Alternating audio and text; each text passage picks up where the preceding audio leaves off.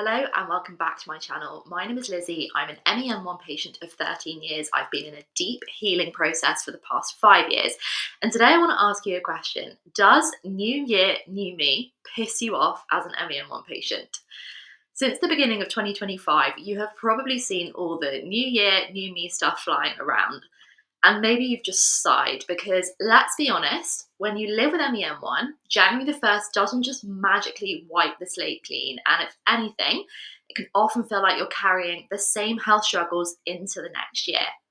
And I see this one come up all the time in our community. Posts about how unrealistic and honestly unfair this whole reinvent yourself pressure is. So let's talk about it.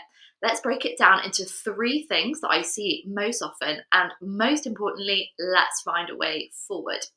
So, the first thing, do you feel like you run into the same problems every year? I get it. It's exhausting when every year starts with the same health battles.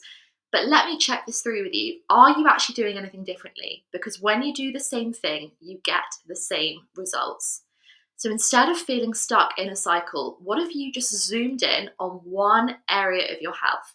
Pick one main problem, and then, here's key, come up with at least 5 ways you could start tackling it.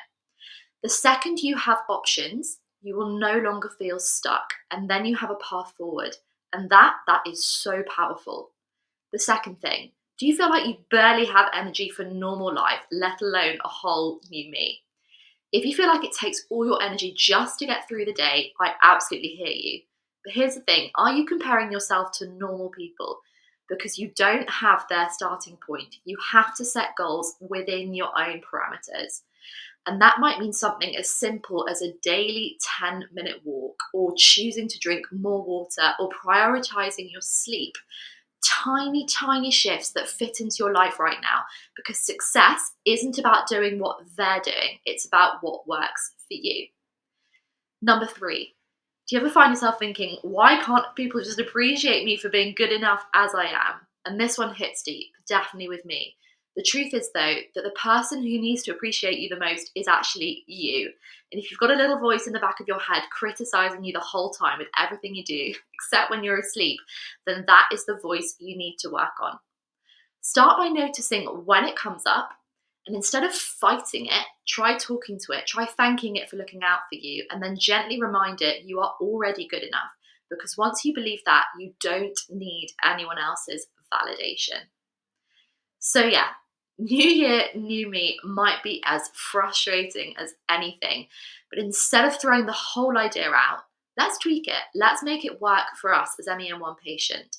A tiny health shift, a goal that actually fits into your life, and a little more self-appreciation.